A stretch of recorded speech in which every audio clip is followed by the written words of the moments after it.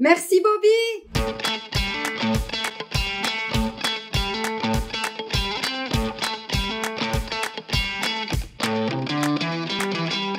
Alors, je suis Sylvanie Duval, j'ai 38 ans, j'habite à Nantes et j'ai fondé l'organisme de formation Rire et Corriger. Mon parcours, il est un peu atypique puisque je suis à la base enseignante, professeure certifiée d'histoire-géographie au sein de l'Éducation nationale. J'ai exercé ce métier avec bonheur pendant plus de 12 ans. Et pendant 3 ans, j'ai eu l'opportunité d'enseigner l'option découverte professionnelle. Et c'est à partir de là, en m'ouvrant au monde de l'entreprise, en créant des mini-entreprises avec les élèves, que l'idée de créer Rire et Corriger est venue. Et donc, pendant 3 ans, j'étais et professeure d'histoire-géographie et directrice de Rire et Corriger.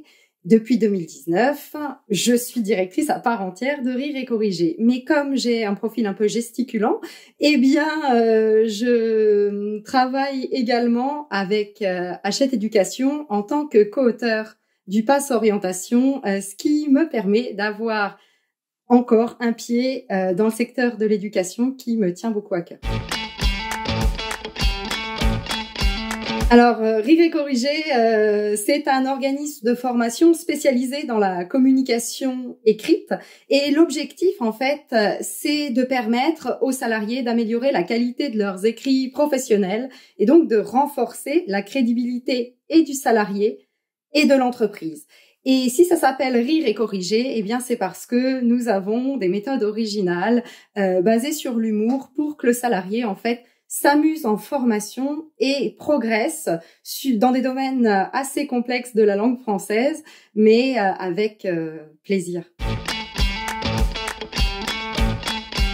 Mon job, c'est un peu chef d'orchestre ou couteau suisse, mais chef d'orchestre, c'est peut-être plus approprié. Eh bien, je conçois toutes les formations, donc comme un ingénieur pédagogique. J'en anime encore de temps en temps, donc là, c'est la casquette de formatrice. Je gère et continue à faire évoluer la plateforme de formation à distance. Je gère aussi toute la partie de relations commerciales, clientèle, suivi de formation, et puis aussi les formateurs qui interviennent pour Rire et Corriger. Donc voilà, c'est une activité extrêmement variée qui fait appel à de nombreuses compétences. Alors, ce que j'aime le plus, c'est d'abord l'aspect créatif. Parce que quand on forme, il faut sans cesse se renouveler et trouver des angles d'attaque différents, des exercices différents pour faire en sorte que les salariés soient heureux en formation.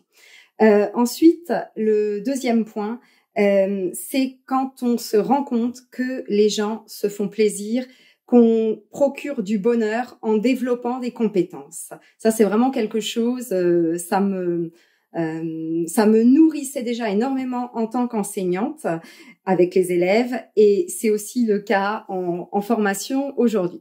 Et puis un dernier point qui me plaît beaucoup, mais là c'est plus avec le statut de chef d'entreprise, c'est ce sentiment de liberté, cette liberté de créer aussi un cadre de travail qui nous ressemble et de prendre des décisions.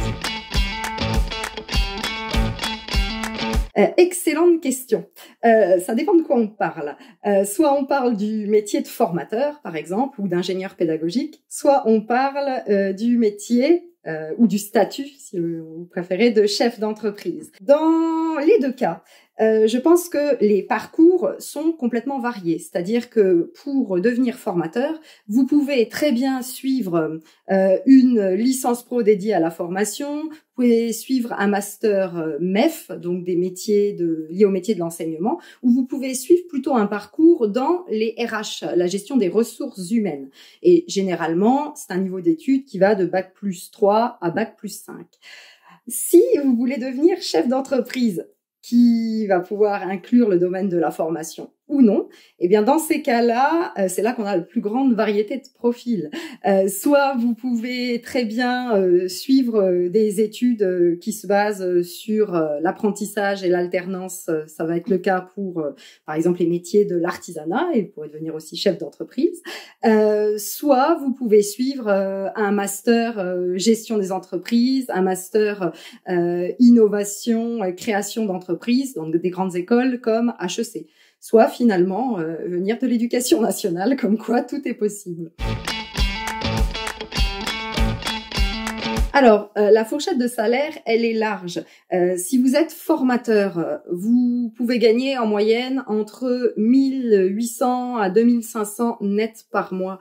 Si vous gérez un organisme de formation, eh bien là, le salaire va monter et vous pouvez gagner plus de 3000 € net par mois puisque vous allez gérer du personnel. Et parfois, si c'est un gros organisme de formation, ça sera plus. Si vous êtes ingénieur pédagogique, vous pourrez gagner entre 2000 et 3000 € net par mois. Le conseil que j'aurais à donner, c'est de croire en soi. Et que même quand on vous dit que quelque chose n'est pas possible, si vous savez que ça peut être possible, eh bien faites-vous confiance. Et puis, si malheureusement vous tombez, si vous ne réussissez pas, eh bien il y a plein d'autres manières de réussir, donc vous allez vous relever et revenir plus fort.